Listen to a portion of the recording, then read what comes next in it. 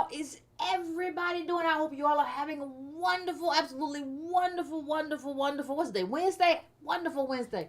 I want you all, since you are here, and since you have arrived here, please, if you have not hit the subscribe button, please hit the subscribe button. I would absolutely appreciate it. If you have not, it might undo itself. We don't know because I've been stuck, like I said, at 84,000 for about 2-3 years. Listen, you just do what you can in these days and times. You just help out how you see fit. But anyway, please hit that. Please hit the like. While we are in here, we just have something we got to talk about, fam. And like I said, this is not this particular like the old people say, particularly. This show is not going to be, we're not going to be too long for this, but we still got to have a conversation. So one of the things that I get asked, this chair just seems a little bit. Watch out, fall all the way down. Oh, just a little bit. It's one thing I keep getting asked a lot is, okay, Yvette, like okay, you say that y'all are not, you all are not what they say you is. That's them other people. So what do we do in terms of, like, if we want to be good Black immigrant allies or whatever, what do we do, right? I keep kind of having that conversation because people, on one hand, they do want to help. They don't want to be left to kind of feel as outsiders, as if, some people don't want to feel as though, oh, the people, they just going to call me names and they ain't going to. That's not us. We don't call you names. That's them other people. But people want to feel included. Okay, I understand that, but we're not the same. So the question becomes, what do we do? Well, sometimes the best way to show you something is to just kind of use an instructive tool, and that's what I'm going to do. But the first thing, before I do that, though, I want to point something out. I just want to point out real quick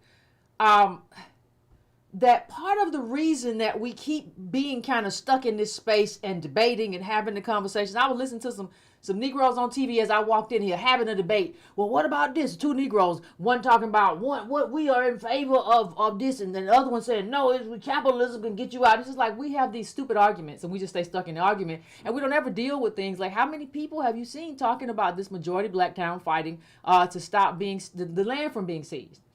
See, eminent domain, we have talked about all that, right? But the thing that happens, if they can keep you caught in a debate, if people can keep you distracted from this majority Black town, if they can keep you fighting, if they can keep casting ADOS as they just don't like immigrants, they just xenophobic, they ought to be ashamed of themselves. If they can keep casting us in that light, they can keep us fighting. And if we keep fighting, there's nobody to advocate. So if we're always debating, hold on, what you talking about? That ain't us, you talking about somebody else. Ho. If we have to keep debating, understand that kind of diversion is a tactic to keep you stuck in the argument so that you never get to the solution and you never deal with these problems, which are actually, not only are they ADOS problems, they are Black agenda problems in terms of deprivation of resources and power. Remember, in this country, yeah, we can have rights all day, but there was a reason Martin Luther King, before he died, was pivoting from rights to redress. He was saying, listen, rights, we got to have rights because you have to have those rights on paper. Once you have those rights on paper, the next thing that has to happen is you have to go and be able to activate those rights. You have to have the wealth to back up those rights. Because in the richest country in the world, if you ain't got no money, it's nearly impossible for your rights to actually matter. So all of these debates, whether it be with other people, POC, we were slaves, all of these things, I just want to point out that these things are by design. And I just want to point out what's happening in this community, because I brought it up. I don't want to bring it up without pointing out what happened. So a majority Black rural community in Georgia is battling to stop a railroad company from seizing private land for a new train line they say will cause environmental harm. Now, we got a lot of wood pellet stuff around the South that we don't even talk about that cause all kind of environmental damage, right? So this is another thing, and we don't talk about it because people are having all kinds of debates that don't really matter. Residents of Sparta, a poor community of 1,300 people located 100 miles southeast of Atlanta, are opposing the construction of a rail spur that would connect a local quarry to the main train line, enabling the gravel company to vastly expand that mining and to vastly expand mining that already causes dust, debris, noise, and pollution. Residents, including direct descendants of James Bladd, the African American farmer who, against all odds, obtained and farmed the land almost a century ago, have so far resisted efforts by the company to convince landowners to sell portions of their properties needed for the project. Now fears are mounting that the Sandersville Railroad Company, which claims the project will generate does that say a dozen, like in 1 dozen? A dozen well-paid jobs and boost the county economy from 1.5 million, could impose the 4.5 million spur on residents' land, generating environmental hazards and depressing property values. We know that always happens. All the pollution and stuff come through our neighborhood. Property value go down. It's a little or nothing. Now you live in a polluted community. You can't even sell your house. You can't sell your house. You could have sold your house. Let me turn this light on. But you can't sell your house now. Last month, the company, and we're going to get to the topic at hand. Last month, the company filed a petition with the Georgia Public Service Commission, the first step to seize land by taking advantage of the state's 19th century eminent domain law. Eminent domain refers to the process by which the government or an authorized private entity may expropriate property for public benefit without the owner's consent, but with compensation. This is a majority black area. What I am saying to you all is, if they keep us focused on debating and all kinds of stuff, we never get to activism. We never even know this. You never even see this is happening, because you fighting this one over here on this side. You fighting this one on this side. People come up with the same dumb, stupid arguments, and want to relitigate it. I don't even relitigate stuff online no more. Child, go look it up. Because a lot of times we're trying to point people to doing stuff that is activism, to engaging the politics in a way that actually makes sense. And the diversion is to keep us focused on stuff that don't make no sense. So I said that to just kind of point out, even this fight that they have just kind of lit a fire to and said, well, oh my God, the ADOS believes this way. And the black immigrants, we've been doing this fight for 5 years, 4 or 5 years, since at least 2019, and they're just acting. So I want to just, for those people who have just gotten here, let's say we have, for the people who are, let's focus mainly on black immigrants tonight who want to be allies. I want to use an article, right, to help you not become part of the distraction, diversion, propaganda machine where you feel you need to relitigate something. You don't have to relitigate anything. You don't have to go find an old video. I'm going to explain it all to you through an article that I saw. I saw this article today. I think I saw this article. And this, it was from a Kenyan American, and it lays out some of the issues that we talk about. I moved to the U.S. from Kenya. I never fully realized I was black until I had a son. Now, I want everybody to understand this points to what we're talking about. If you go back, you don't have to look up my Kamala video. If you go back and you look at what we said, we never said she wasn't black. We said that her ancestry was not linked into American chattel slavery. That was it. And so what this article is saying in the headline, before we read anything, is that, yep, we were right. So I don't want you to have to go and look up nothing. That's not what she said. Let me find the video. Let me just explain to you now how you can be helpful and how you can be harmful through the lens of this article. So let's continue. Like I said, we ain't gotta go far. I just want to explain some things. I don't want everybody to have to go look stuff up all the time and do all this stuff. I was cradling my newborn son one night in November 2016 when I suddenly began to sob.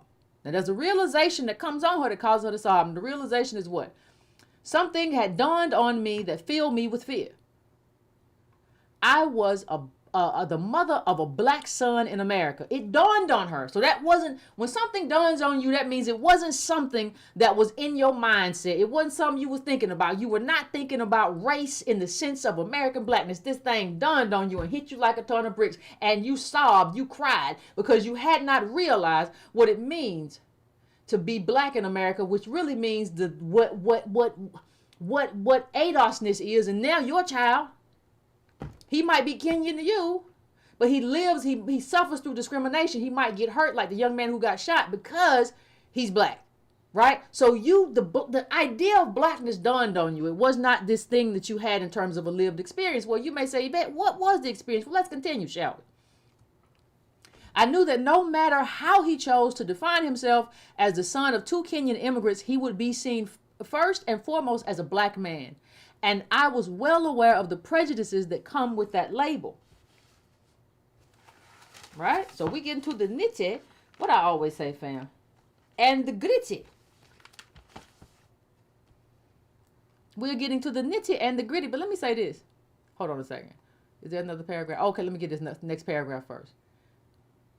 Despite living in the U.S. for years and covering incidents of racism as a journalist, I wasn't sure I was equipped to help him navigate life in a country where race is such a hot button issue.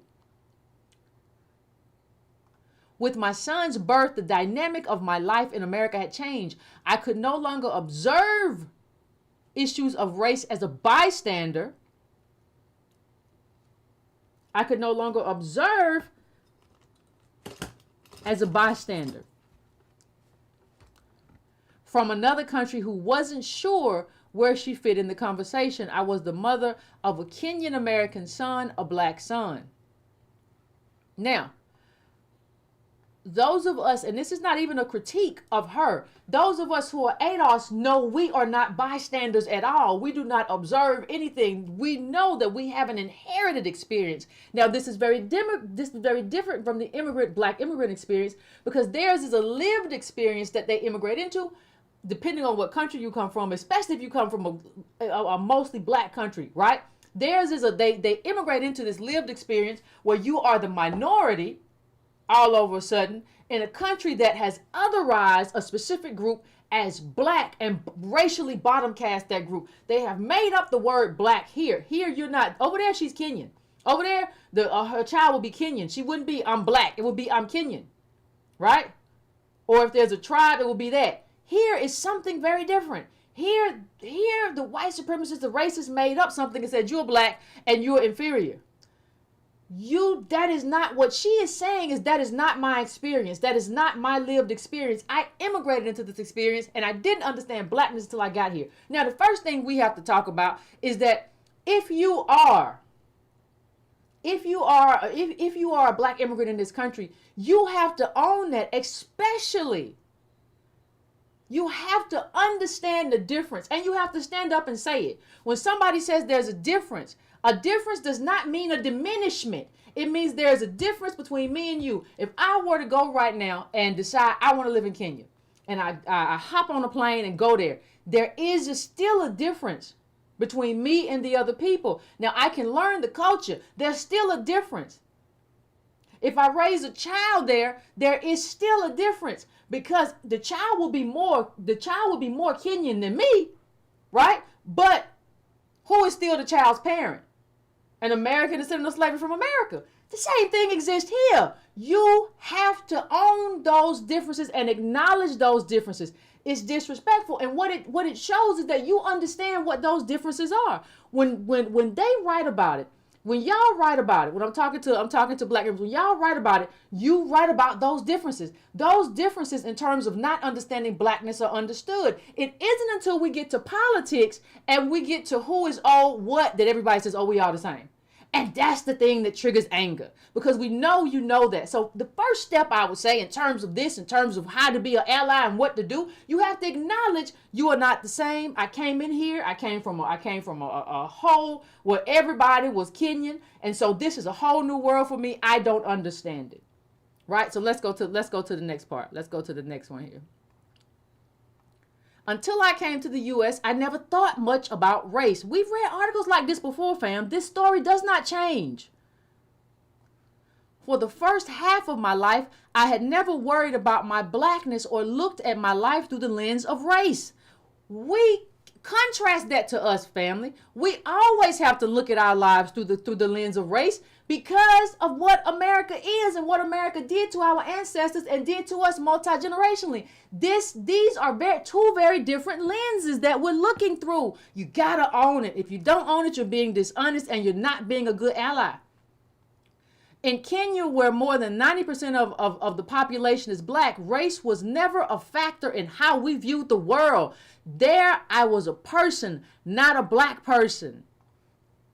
Race was never a factor in how we viewed the world. Race is always a factor. If you were ADOS in this country, how we viewed the world, we have a 400-year history of race being the main thing in terms of how we viewed the world. I understand exactly what she's saying, because if I came from a country where everybody was Kenyan or Ghanaian or whatever the case may be, Eritrean, Ethiopian, I wouldn't think about that either. There may be some colorism there, but I wouldn't think about race. They don't think about race. You come here and you and then you wonder about things, and then people say, we all black, and you say, well, yeah, I guess we are. Instead of saying, hold on, pump your brakes. And you have to say that to your other immigrant friends too. Don't just say it to us to understand what you're saying. Don't just whisper it to us. You have to say it to them. No, they're right. You have to say it to you have to get honest. See, people always talk about solidarity, and nobody ever talks about the terms of solidarity. Honesty is one of the terms of solidarity, and honesty amongst your own people inside of that group, other immigrants, other Kenyan Americans, or whatever they may be. That honesty is necessary, right? I honestly think that in terms of the OMB, and we have another, for those of you all who still haven't sent your letter in, we have another Q&A on Saturday at noon. So if you want to, that Zoom is up at the ADOS.org Twitter, and it's on my Twitter on one of the tweets. It's like in a subtweet, but we have another Q&A. I think you all should be writing too, saying, hey, they're right. Like, ADOS is right. We are not the same. We can ally, and we as black immigrants have a lived experience of racism that we have to adapt to once we get here. They have an inherited experience that they have to teach us once we get here. It's not the same. There are similarities, but similarity is not sameness. We need that kind of honesty if we're going to have that kind of conversation about what needs to happen. And see what I said about colorism. In Kenya, there are tensions around colorism and class and different ethnicities. But except for South Africa, issues around black and white identity are non-existent in a lot of African countries, said Carsonia Weiss Whitehead, Associate Professor of African and African American Studies at Loyola University. So everybody who is fighting us and saying, no, it's all just black the same, Barack Obama can't catch a cab, it's just not true. Now, I'm not saying that there weren't times we couldn't catch a cab, but that doesn't mean sameness. That means similarity. That means there's a lived experience that people immigrate into, that his father immigrated into, and now it becomes his experience, not inside of his house with what Barack Obama's white grandparents, whatever, but it becomes his lived experience, right? So that's what we're talking about. This is a nuanced conversation, and everybody, us, ADOS, black immigrants, and even at a certain point, people of color, whatever everybody has to learn how to have this conversation, honestly. When I was in Kenya, the guy who took my bag at the airport was black. The guy who flew the plane was black. The president was black, said Whitehead, who's traveled many African countries. As a black person from an African country, you haven't seen the long history of oppression, the long history of social injustice that those of us who were born here, who are descendants of enslaved people, have seen. Listen, isn't that the same thing we've been saying? Isn't that the same thing that we said the whole time? That was our whole thing the whole time. Hey, we're not saying that you less than. We're just saying that we're different, and we're owed a specific justice claim because of what only we endured here in these United States of America. It's a very simple argument. The reason that ADOS and the ADOS Foundation, the reason we have a black agenda is because, yes, there's a lived experience here that you all are very shocked by when you come here because it doesn't exist where you are. You immigrate into a blackness because blackness is otherization. That is what it's used for. You can't otherize people when everybody black. So yes, you immigrate into blackness. The same way we would have to acculturate ourselves if we decided that all of a sudden today I'm going to move to Zimbabwe. There would be a whole kind of shift, right? Because, oh my God, there's a lot of stuff going on, but ain't no white people to walk around and, there's corruption everywhere. Now, we're not saying that, but it's just like, oh my God, this is very different. That's the only thing we've been saying the whole time. And so it's helpful to use the words of this Kenyan person, to say, to have her in her words. Because if we say it, all of a sudden we're divisive. If we point out differences that exist, listen, when you have when you have the Caribbean Day Parade in New York, I don't show up there and fly an American flag. I just don't. Right? You are there to celebrate your culture, your specific culture, which means you understand that you have a specific culture. You understand whether you're Trinidadian, whether you're Jamaican, you understand that there is a specific culture that you're celebrating on Caribbean Heritage Day. And I understand not to go there and fly my flag because that's your day. We seem to understand these things until we get to ADOS. All of a sudden, everybody just get confused and discombobulated, and it's really not confusion. It's really obfuscation. And if you if you want to be a good ally, everybody has to stop obfuscating, right? Everybody has to stop. Well, you got to tell the truth, and you got to tell the truth about the people who built this country. If you just got here, you did not build this country. Yesterday on Patreon, we had a whole conversation about how John Leguizamo he talked about we built the country. You couldn't have built the country because you're Colombian, and Colombians were not here in any real numbers during that time. So your people, Bogota, you did not build the country. You have combined yourself too with other people in this country who didn't build it, but made a contribution to it, and you are stealing from them. That's a whole nother people of color conversation that we had yesterday. But this is a conversation that everybody has to get honest about. And you can't really have any kind of, alliance unless everybody gets honest. The people who I talk to who are black immigrants, who I feel like are really down for what we're talking about, they're very honest. They're like, this article, yeah, that's what it is. Yeah, now we come here, now I gotta have to talk, but we didn't deal with that. That's honesty. We can't have it. And then you gotta get all these, listen, y'all can get these ADOS people who wear dashikis and stuff out of here if y'all will start telling the truth. If y'all will start telling the truth, listen, I love when they went around and started saying, nothing I love more when we went around, when I heard and I don't even know, it's Twitter, so I don't know if the people I heard were here or whether they were in different African countries, but when they started calling those dashikis and stuff cultural appropriation, I loved it, because it is. That belongs to them. But you got to tell them, listen, you saying flat blackness. I have a very different experience than these people. So I don't know what you tell them firsthand. Just like this article, tell them firsthand. No, you can tell them, yes, I have a black experience I immigrated into, but my people were not here. They did not build a country. They don't get reparations, but we are very different. You got to start saying that loud. It can't just be me talking and sharing articles. You got to start saying that to your friends. Now let's continue with the article.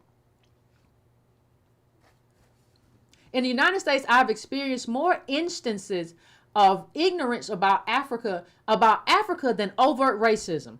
So you've experienced more ignorance about Africa than actual racism. People have asked me all sorts of questions. How did I get here when there are no planes? Did we have wild animals roaming the streets? Do I run marathons like the elite Kenyan runners? Now, I don't think that's an offensive question. Well, anyway, but let me go on. Most discrimination I faced was not about race. Most discrimination I faced was not about race. We have shown articles here about how black immigrants get treated differently than ADOS. Remember, most of the discrimination I faced. So what you deal with since you've been here was not about race. You confronted that with your son, not with yourself. That is very interesting. Directly, but most of my discrimination was not about race, but my status as an immigrant. After I graduated from college with a journalism degree and applied for a copy editing internship at a newspaper in Oregon, the recruiter called to tell me they'd chosen another candidate. In a moment of candor, he revealed that even though I passed an editing test with flying colors, their main concern was that as an immigrant from a country considered non-English speaking, I would struggle in the job where American English takes center stage.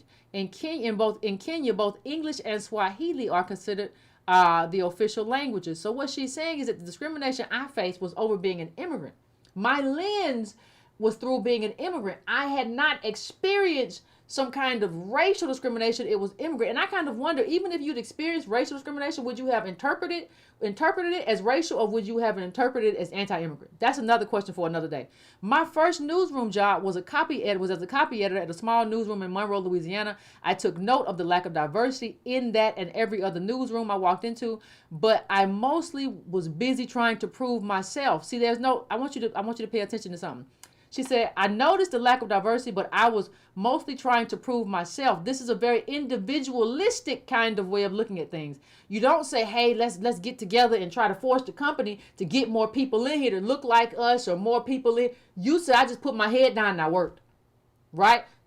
We have more of a collective kind of attitude towards things. We're very collective minded because we've always been a minority. She said, I looked, and I walked in, I wanted to prove myself, trying to convince the reporter who looked at me quizzically when I questioned a detail in her story that despite my accents, I was indeed fluent in English and I could edit as well as my American peers.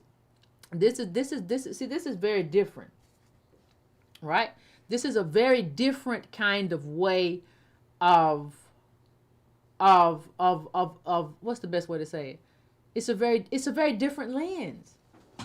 And you have to get honest about your lens. Of course, if you immigrate to a new country, it makes sense to me that you would view things through that lens. I'm an immigrant, I'm new here, I have to figure out my way around or whatever. But the problem is people come in and say, but we all black the same, and you don't say anything.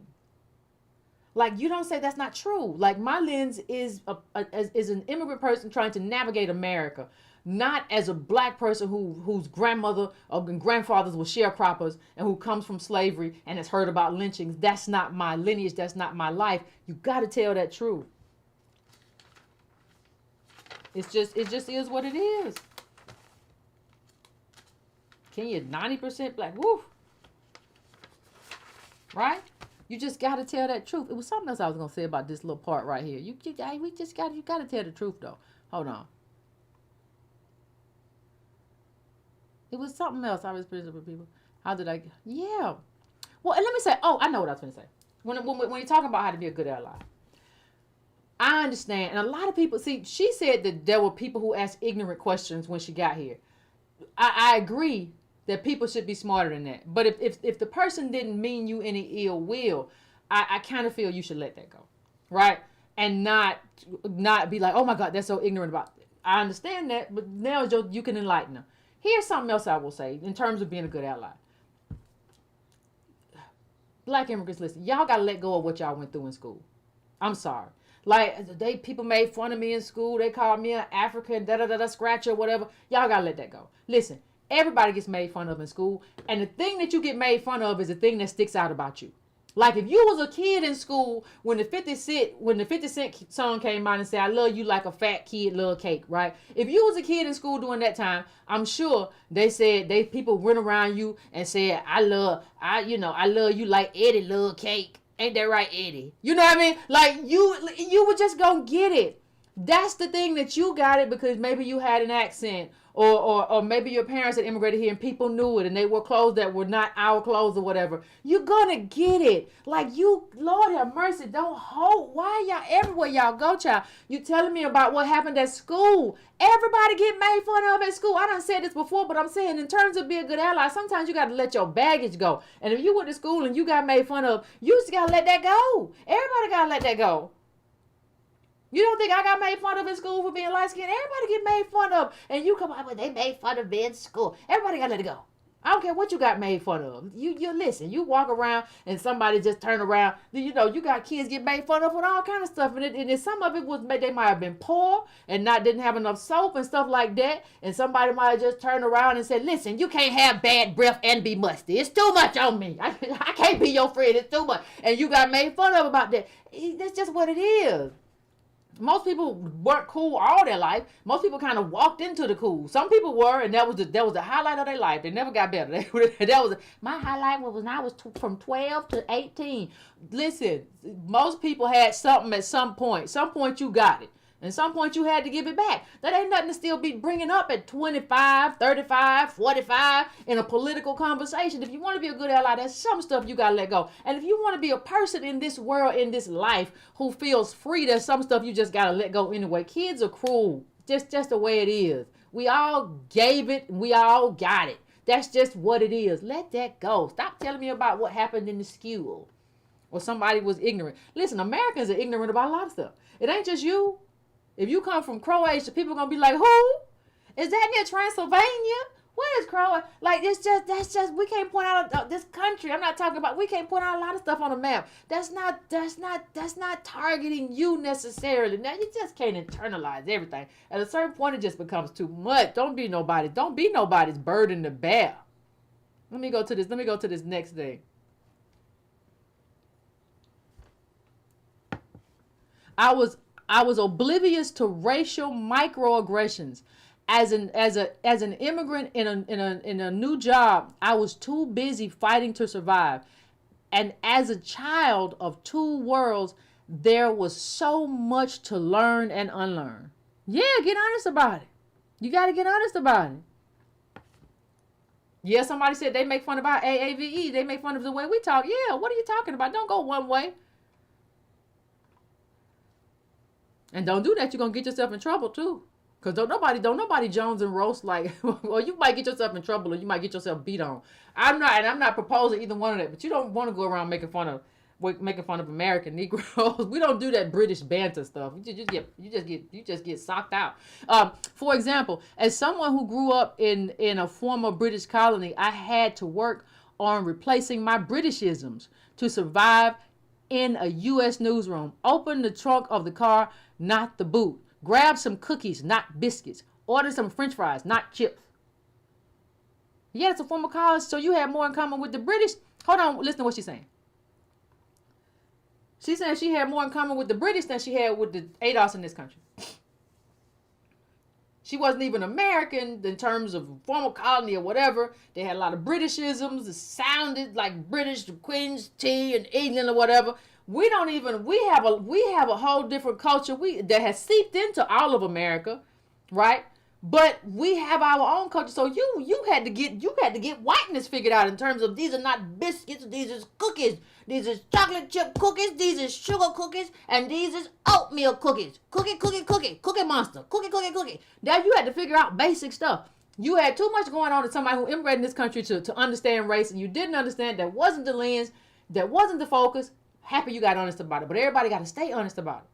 You can't be an ally and be dishonest. You can't be an ally and be harboring a bunch of stuff that happened to you in school. And when I was in second grade, let me tell you what happened. No. How about we don't and say we did? I don't go around talking about nothing that happened in second grade. I don't think you should either. God bless you. Okay, sugar. We're not doing that. So let's get through the rest of this article. In Kenya, when I was growing up, looking someone in the eye was viewed as defiance. In the United States, when you don't look someone in the eye, it's considered a sign of impoliteness or deceit. Yeah, look like you about to pick my pocket. If you don't look at me in the eye, what you doing? Where I put my money at? Back in Kenya, challenging the opinion of someone older than you was considered disrespectful. Something my husband and I had to unlearn after moving to the U.S. But our son never lived in Kenya, so he does not share our cultural baggage and cannot relate to our lives before the U.S. Yes, he will be more American than you, but he will have parts of you that he's still your child. So he will have aspects of himself, right, that are very similar to you, right? It's going to take a lot. He looks at people straight in the eye and says no to us when he wants to. It's a reminder that while our lives were shaped by our backgrounds as immigrants, his will be shaped by his experience as a black man in the U.S.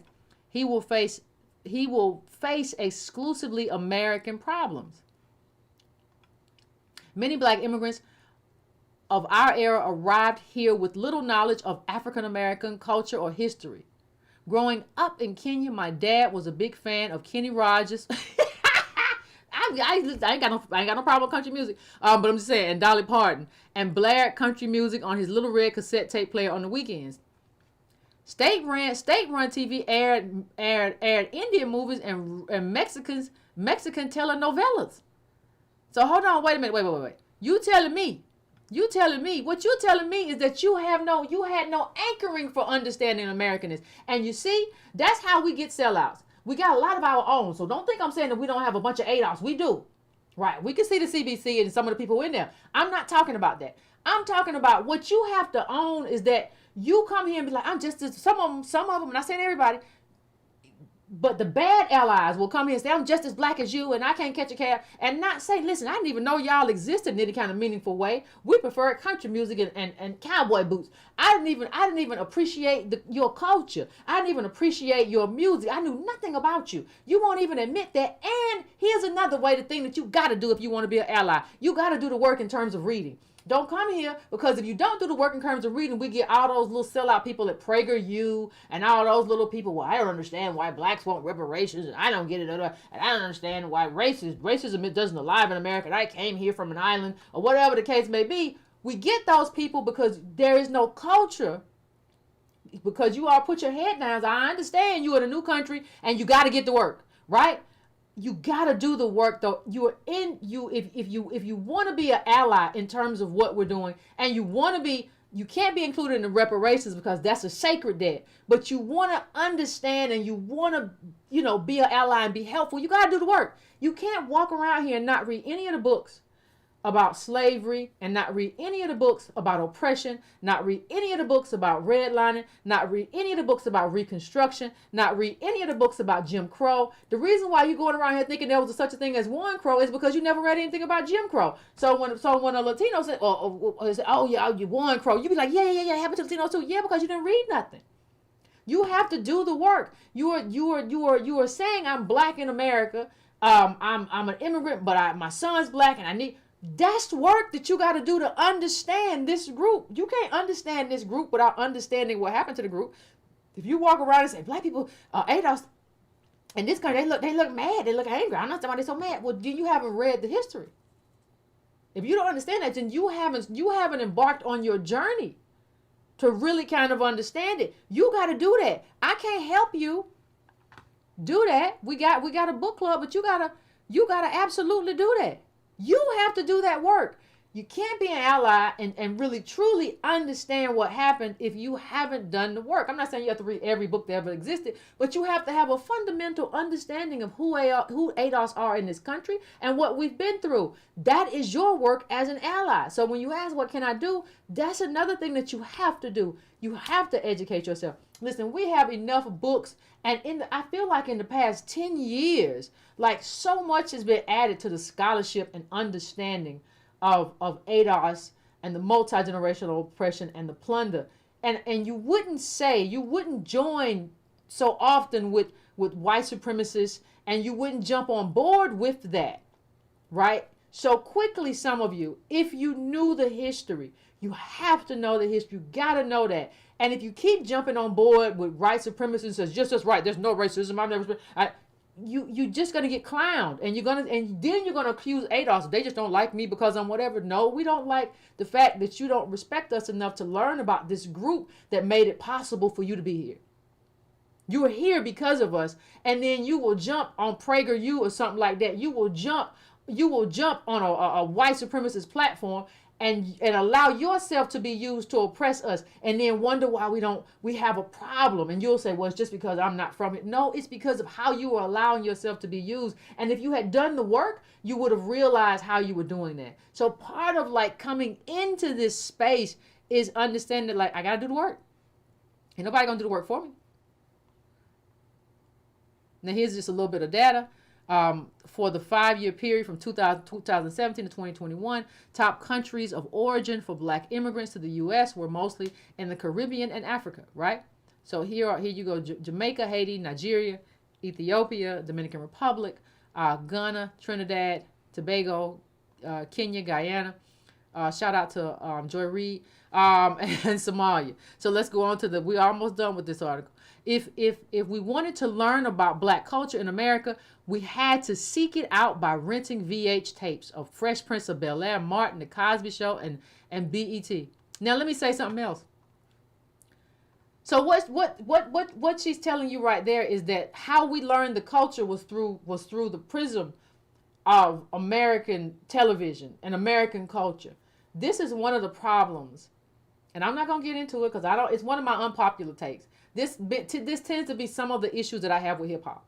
Because if other people in other countries are learning about us through something that portrays us as violent and sex crazed without giving the context of what people are doing to give money and the communities that they've been in that put them in the black market to do what they got to do, I have a problem with it. But I really, really, if your understanding of blackness comes through TV, through Hollywood.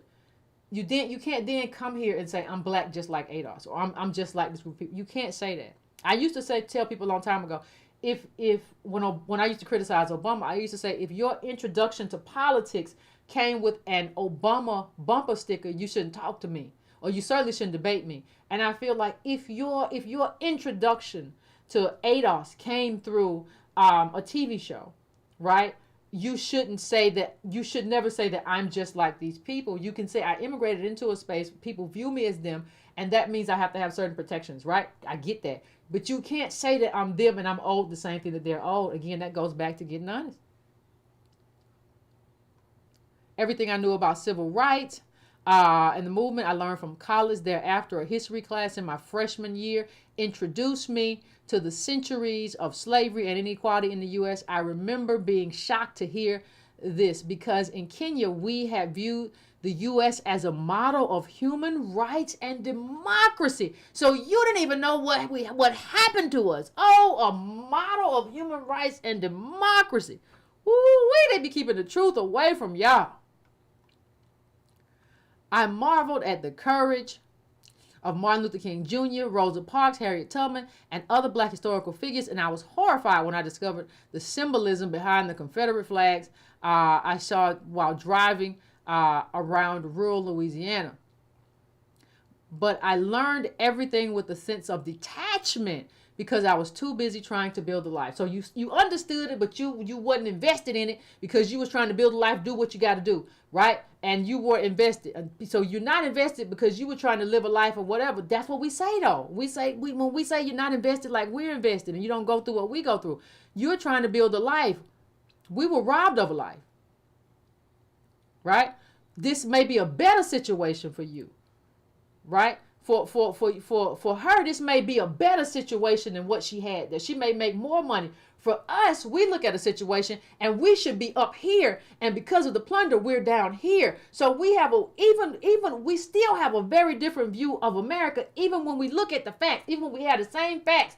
Our facts are lived and inherited. Listen, you might have somebody in your family who was discriminated against years ago, right? Who didn't get the GI Bill. Who didn't get none of us got our inheritance because of the plunder, the generational plunder, the oppression. We got sharecroppers in our family. We all see that. We don't have people in our family that got tricked out of their land or the land got stole. So we're not just reading it out of a book. That is our lives. And so you cannot come here and be disrespectful when you talk about our lives, because what we're seeing here, and we've been knowing, you have a detachment, and you would have a detachment. It's not your life. It's not your inherited experience. It's something that you're learning. We are not the same, though. What that means is that there is no flat blackness. You are immigrating into a group that is not your group. You just look alike, right? It's kind of like somebody coming here, immigrating into America, but they come from a white country. Unless they're immigrating into a space, like if you're Irish and you come here, you're not immigrating into like your people unless you're immigrating into a group of people whose people came here as Irish people, right? Like potato famine whenever they came. So it's like you have certain similarities in terms of phenotype. And now because you look like us, you are going to endure a certain lived experience, but we have an inherited experience and we're totally different. And you view life totally different. And you have to get honest about that. You have to get honest about what you're owed versus what we're owed. And you got to go tell other ADOS. No. Don't advocate for reparations for me. I definitely appreciate a black agenda that makes sure that I'm cared for and I don't have to deal with racist people doing stuff to me. Yes, but that is theirs. I didn't even know about your culture. I didn't know nothing about y'all. My daddy listened to honky tonk. You got to tell them that. It can't just be me. You have to tell them that. They'll listen to you because they so caught up in Wakanda, child. They out there right now. What's the people? Ron Daniels, them, they out there in Baltimore right now. Playing cosplaying African. I bet you go up there and they all got on dashikis. They just cosplaying. This is just cosplay. They cosplaying. And there are a lot of people, there are a lot of Africans from various African countries. When they get alone, they'll say, I don't know, it's kind of odd, but I guess they, and some of them will say, I think it's appropriation. No, you got to say it to them. Don't just say it to me, because you've said it to me. Say it to them. What are you doing? Take that off. Come here, give me that. Like, that's not yours. Because it's not. It's yours. And that's not something that you exchange because you come here. No, you don't get access to reparations. That's our sacred justice claim. But you don't have to give them the dashikis. You don't have to give it to them. They are right now cosplaying and they're not going to get anything done. And I think one of the most fundamental things black immigrants can do is just to put ADOS who just kind of get confused in their place. You don't have to be mean, but you can say, listen, your culture is not my culture. You grew up here, I grew up there. Like, these are very different places. And we have a different lineage, and we grew up very different. I grew up in Kenya, and this is how my life was. This is a whole different country. This is how your life was. You could help me if you would explain it to them. My goodness. Let me hurry this up. My goodness. Now she's talking about she gradually began to address the issues of race with her son. We're taking him to African American historical sites. I think that's a good thing. I think that's a very good thing. To African American historical sites such as Martin Luther King's boyhood home in Atlanta. Yep, got to teach him. That's what I said. And we read aloud to him from the book he got for his 6th birthday called Little Legends, Exceptional Men in Black History, which features brief profiles of pioneering American figures such as Frederick Douglass and Thurgood Marshall. Its introduction says, whoever you are, there is a story for you in the pages that follow. Yep. So she's teaching him about the history. You got to do that. So this is an earlier part of it. Yeah. And here's somebody else, an expert on East and South African South Africa says it's not unusual for immigrants from the continent to avoid race issues at first for several reasons. This is what we said. Their experiences with racism are limited, especially on a personal level, said Halake, a senior advocate at Refugees International. Additionally, most arrive via school or work. As a result, they put their heads down and focus. Many are in a rat race to join the job market and go back home, go back to their home countries. There is a gulf in knowledge and understanding, especially the nuances and personal experience. We've already said that. We already knew it, and people called us hateful and all kinds of stuff because of it.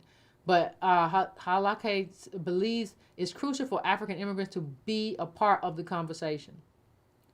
When you walk on the streets, there's not a distinguishing marker to a racist, he said. As people from the African continent, when we arrive on these shores, we have a responsibility to learn and engage on racism. The historical depth of linkage between Africa and African Americans is long. African American causes are our causes. Now, and here's the thing. Here's the other thing I would say.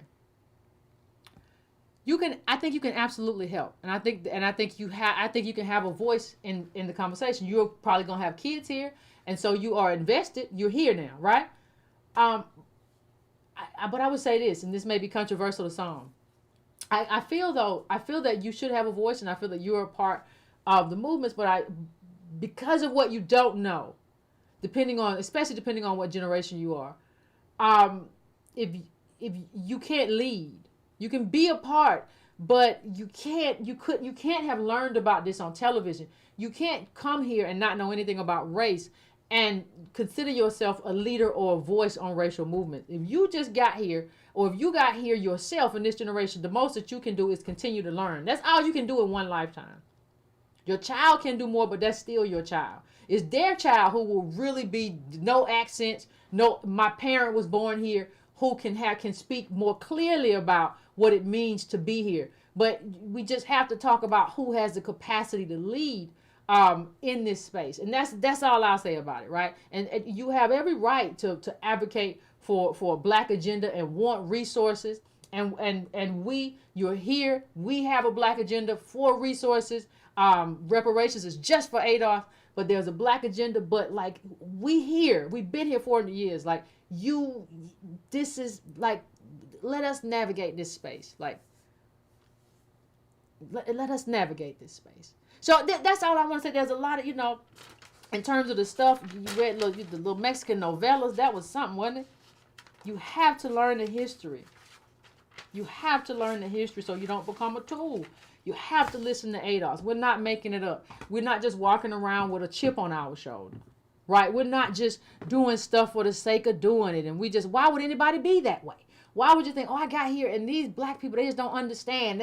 No, people don't behave that way. That's not what happened. We have an absolute reason to be who we are and to feel the way we feel. And if you took enough time to read about it, to understand it, to have conversations with us, and you didn't duck your head so far in the sand, you would understand too. And the allies that I've talked to, they get it. They're like, yeah, I talk to people, I get it. I understand I get treated different. A lot of stuff happened. I get it. I understand what you're talking about. Right? But they had to take the time to get it. I understand exactly what you're saying, Yvette. I see it. And when I talk and my accent comes out, I get treated somewhat different, and we don't really pay attention to it, and I didn't really notice, blah, blah, blah, blah. Yeah, I get it. Allies who do the work, they get it. Everybody got to do the work. That's how you be an ally. You got to do the work. It can't just be asking questions. And asking questions is great, but you have to do the work. One of the questions got to be, what book should I read first? You got to do the work. That's part of allyship. That work is part of what we do. And you got to be willing to talk to people and tell them why we're not the same. And you got to be willing to take some of that heat. It can't just be me. And when it comes to reparations, you got to be the ones to say, hey, she's right. We don't get it. She's right. We didn't build a country. We did something else. I'm proud to be wherever I'm from, but we didn't do this. So there are rules to, and I guess what I'm saying, fam, is that regardless of who you talk about and who you talk to, there are rules to allyship. There are rules to what it takes to be a good ally. There are rules in terms of there has to be a foundation. A person just can't walk up to you and you assume. There have to be rules to this thing, right? Because if not, you'll get tricked. If you don't, it's just like any other relationship. If don't nobody want to put in work, hey, me and you, hey, baby, we together. Whether it's a man or a woman, whatever you do, all of a sudden you don't want to put in the work. You want to get to know me and figure out, no, I know enough. Come on. Hold on. What are you up to? There have to be rules of engagement. That's the same thing here. So that's all I'll say for now, fam. I'm almost at the hour mark, so I will go to break.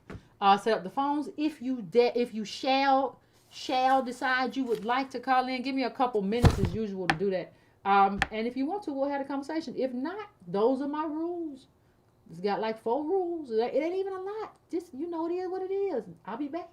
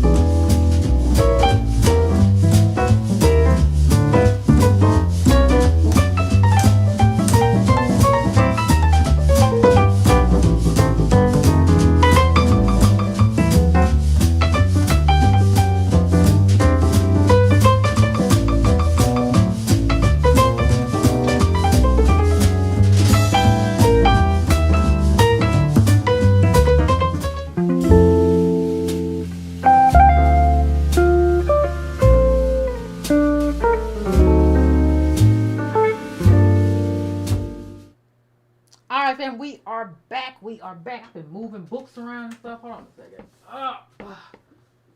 Whew. Oh, all right, all right. We are back. I'm going to my first caller. I have two calls. Well, from that's interesting. I'm going to 703. 703. What's your name? Where you calling from? What's on your mind?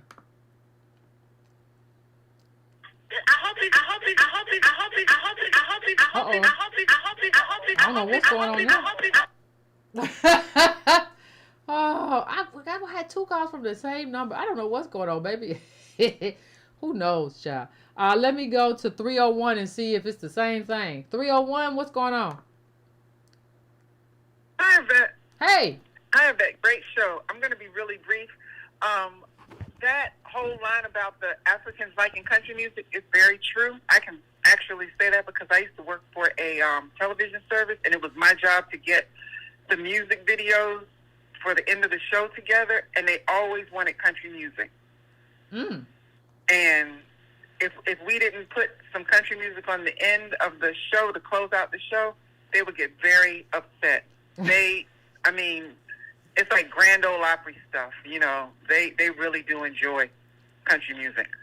Well, you know what? And let me say, I ain't got no problem with no honky tonk. Like there's a great Spotify list of like ADOS country singers, right? I can't remember where to find it at, but like we have some really good, and we really ran away. There's a whole story about how I listened to a very good podcast about how ADOS singers ran away from country music because they rednecked it and made it conservative. We used to like we used to do that. So I don't have a problem with that, but I have but just don't pretend like you understood our culture and you was listening to all the music and you knew all when you didn't. Like there has to be some honesty in this conversation. Right.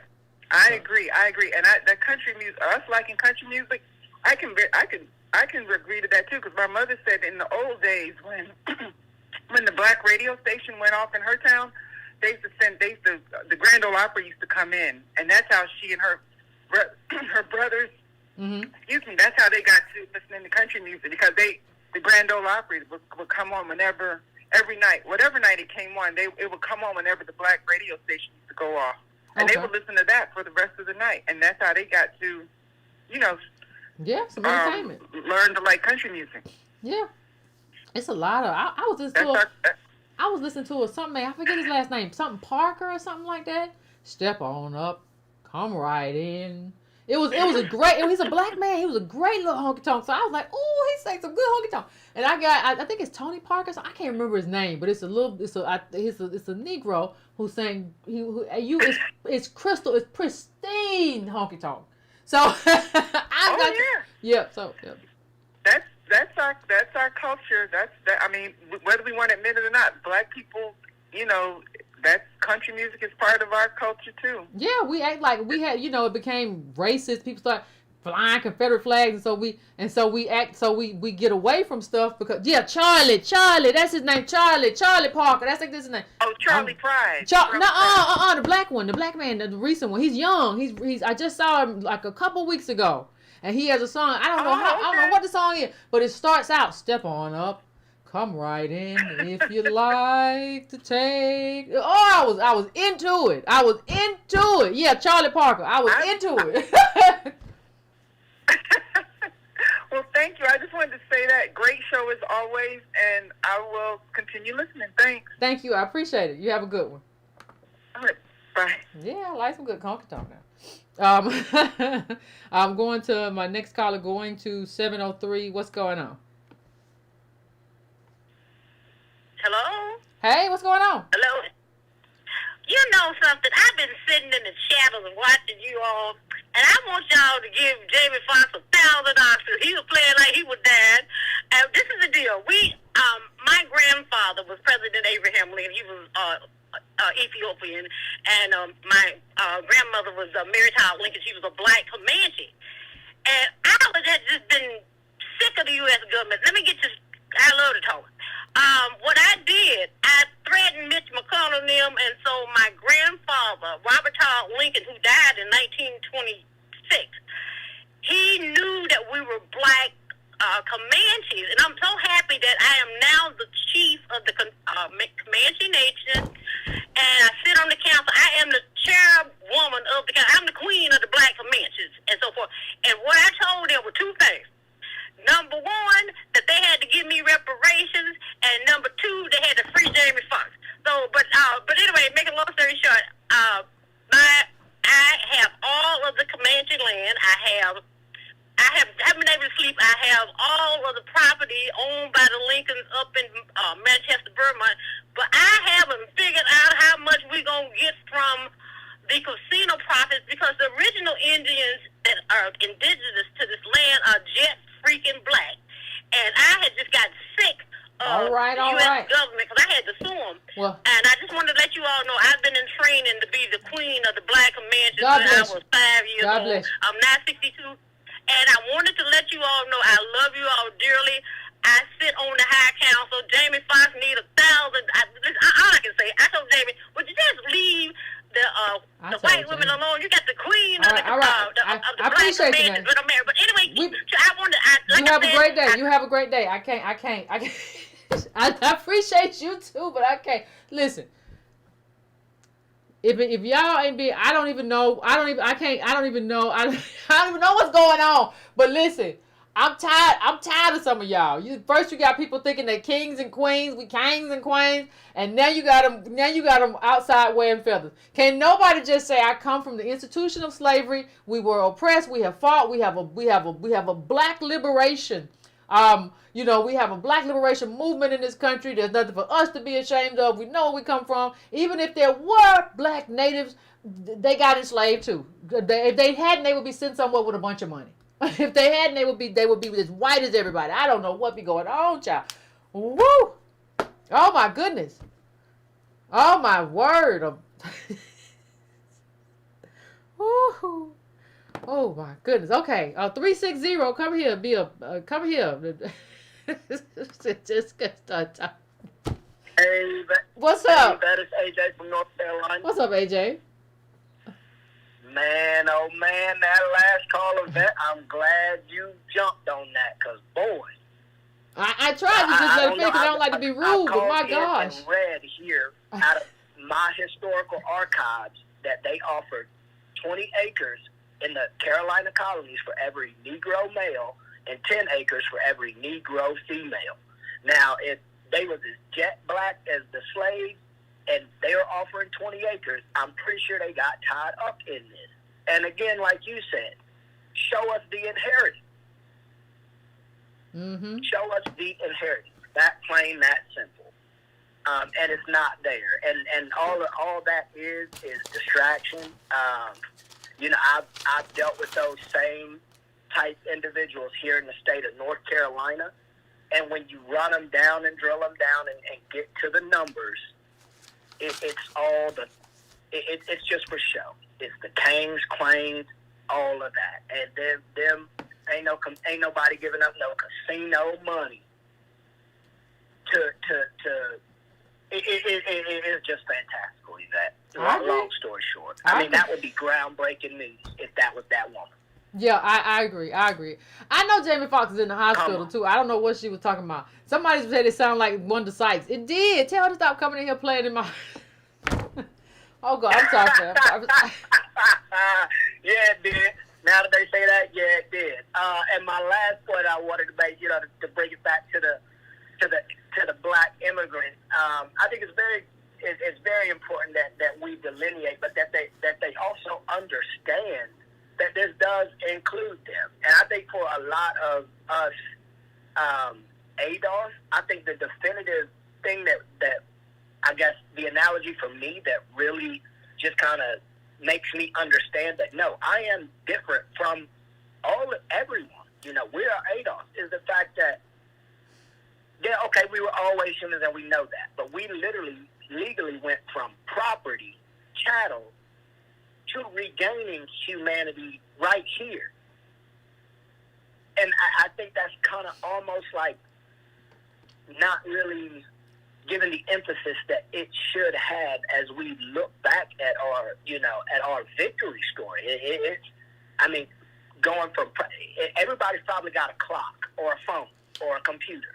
Mm-hmm. Imagine if that computer was now driving cars.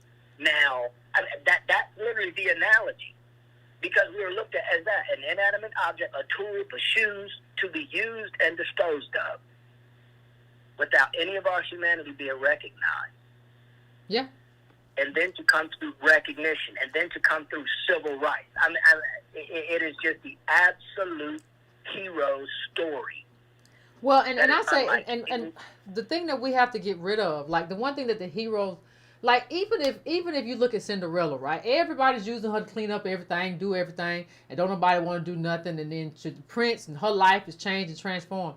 We're at the point in the hero's journey where we get to change things. Like that's always, when you watch a movie, the hero at the beginning is down bad, and then they try some things and they still down bad, and by the end of the movie you start to see stuff turn. Like we're at the part of the hero journey where stuff is starting to turn, right? And you see the hero just say, I gotta believe, I'm gonna stay with it. Like that's kind of where we are in the arc of, if I was doing this through storytelling, that's kind of the arc of where we are. Like everybody has to get on board with, like, okay, now it's this, we got to go. We see what it is, we see what we got to do, we got to go. That's what we need people to be on the page. We don't need people to be like, well, you know what? Actually, I am a polar bear. You know what I mean? Like, no, we need you to come back here. Come back here. Exactly. It is just, it's weird. I don't know. And my last point, to local politics here, so our mayor, and this just came out in our local news called the Newber Now,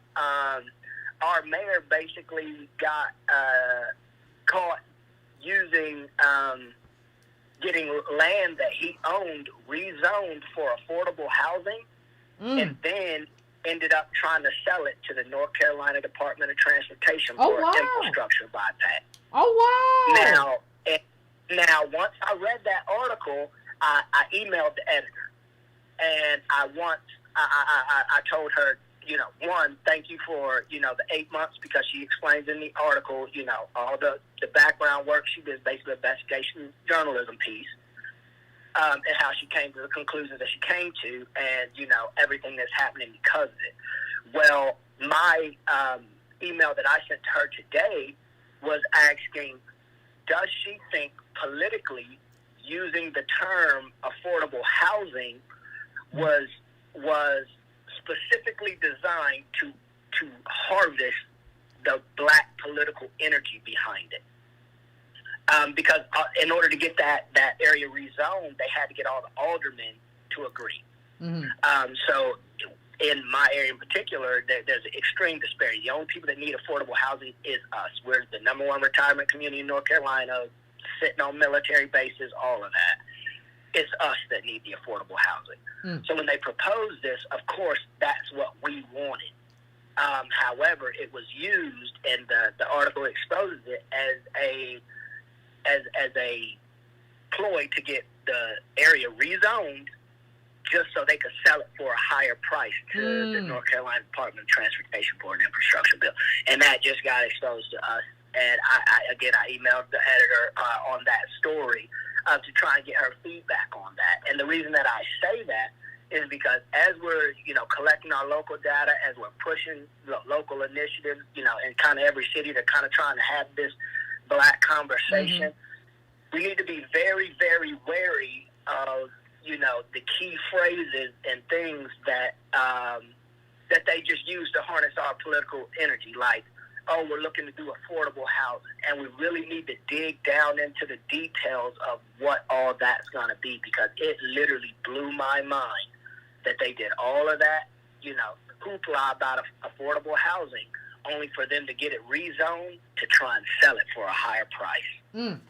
Ridiculous. Yeah, and let me just say one. Let me say one thing. I think we need to normalize reaching out to editors. You say I sent a letter to the editor. We need to normalize reaching out to editors, reaching out to reporters, right, and engaging them, right, because you're gonna need, because they're writing stuff that people will read, and you need to be able to influence the conversation. There's some stuff that they may just get wrong too, that you get right and you get answers, and then what happens a lot of times too is they start reaching out to you. Like if they know that, like, okay, I talked to this person, and they were a good resource last time. Let me just check in and see what they're talking about.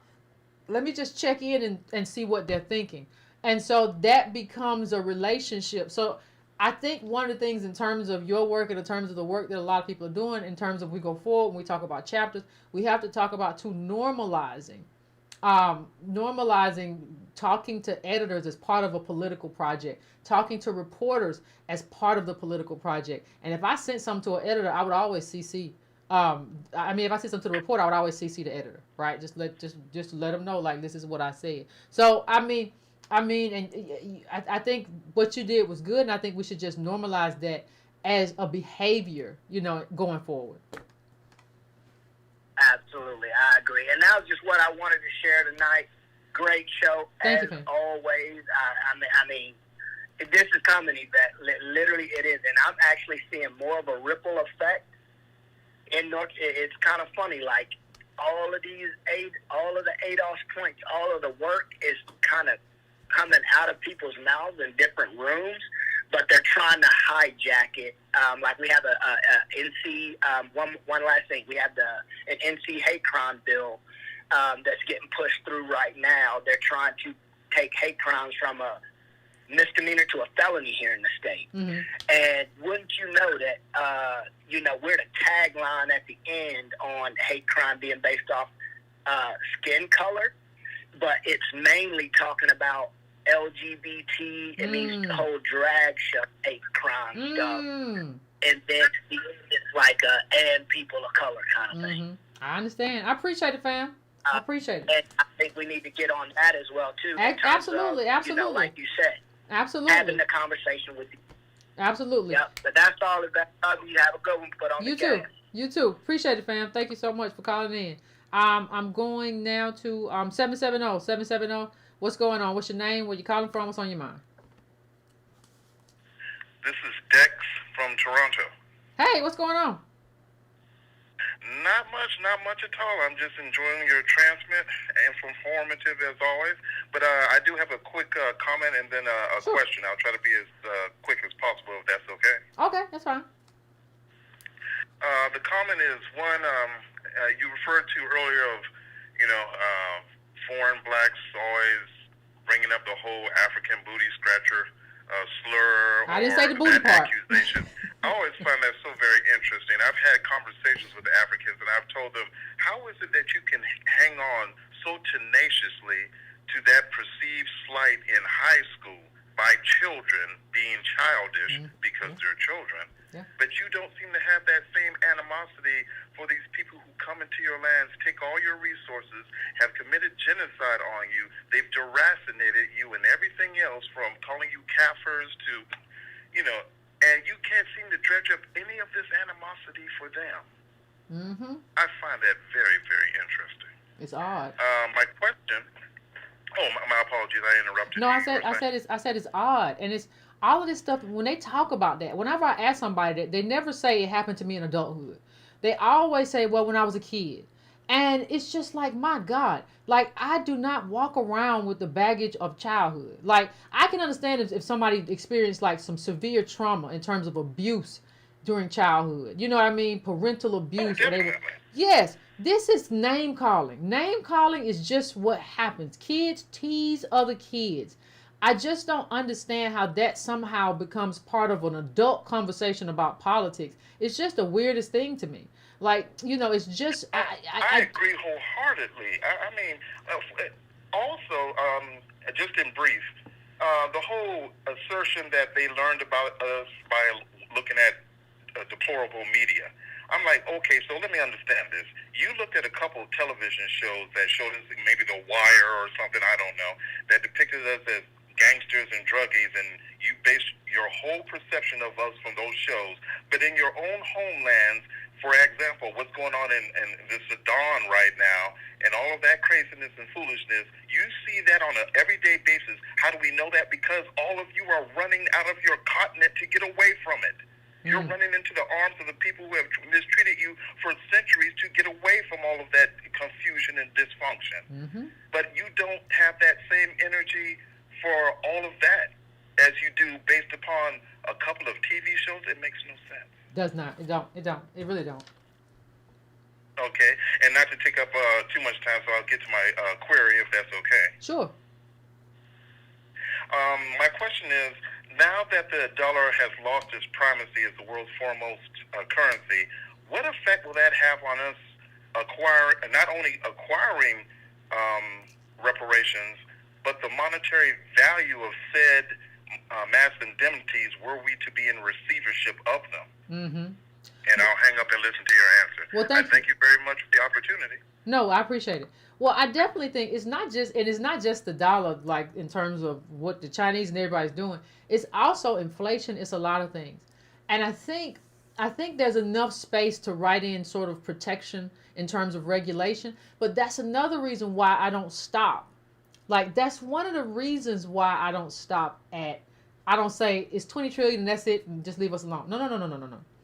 Like it takes, I've always said this, but it takes much more time to heal a wound than it takes to inflict a wound. So if you inflicted a wound for 400 years, I'm thinking about a multi-generational repair. So what happens if you do that and you have it going out for a very long time until this community is where it should be? You're not just worried about this moment in time. I do believe you could have regulations in there that kind of adjust for that and protect for that. But you're not just worried about this moment, because we're still in this phase 50 years later. We're still doing things and pouring money and resources in 100 years later, right? I've always said this is a multi-generational project, and America's in a very different place 20 years from now than it is in 30 years from now, than it is in 40 years from now. So I think given what's happening and this little like dark kind of war that's going on and the monetary and everything with Taiwan, it's a lot of different moving parts.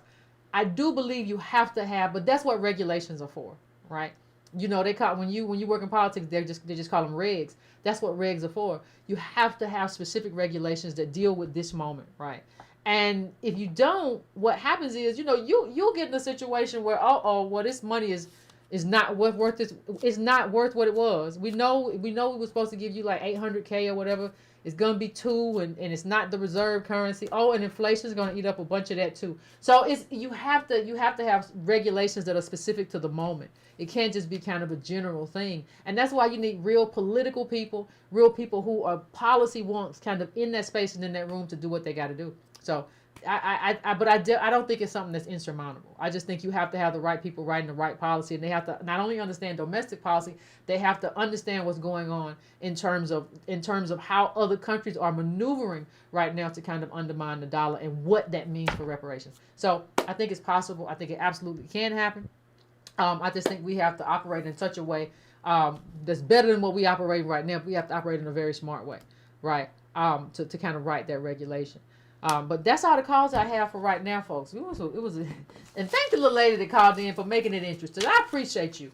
You made it interesting, because listen, I didn't expect for you to say you was cockatoo or whatever. I can't cockatoo. One of them is a bird. Which was the cockatoo is a bird? I think I can't remember which one the thing you said, but I didn't expect it. So I appreciate sometimes the unexpected got me a little tickle. I hope Jamie Foxx gets well and all that stuff. But I want to remind everybody again that we're doing a Q&A this Saturday at noon. We're doing a Q&A this Saturday at noon. So if you would like to partake in the Q&A, please sign up. There is a Zoom sign up. Just go to the ADOS.org Twitter account. There's a place where you can sign up on Zoom and say, hey, I want to come in. I just have, I have some questions. Still have some questions about how to do what I'm supposed to do in terms of my OMB letter. I'm trying to figure it out. So, and we can take care of that. So if you want to do that, please sign up for that and be there at noon. Last time, I think it went for like an hour and a half last time, but it's kind of just a very open session. We do some kind of introductory stuff to kind of help get you oriented in terms of reminding you of the questions that you have to answer. And from that point, we just kind of leave it open for you to kind of ask questions. So last time we had a great time. It was all the fun in the world. So hopefully this time we will have a good time too. So if you want to do that, please partake. Please remember that your submission is due April, I think 27th. So please get your OMB submission in, everybody. I would appreciate it. If you need help, let's do it. This weekend, 12 noon Eastern Standard Time.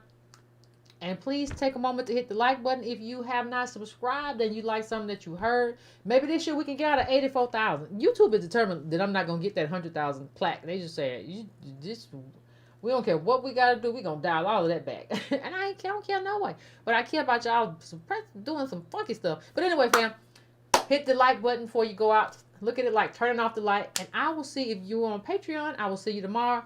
Otherwise, I will see you all, next week. All right?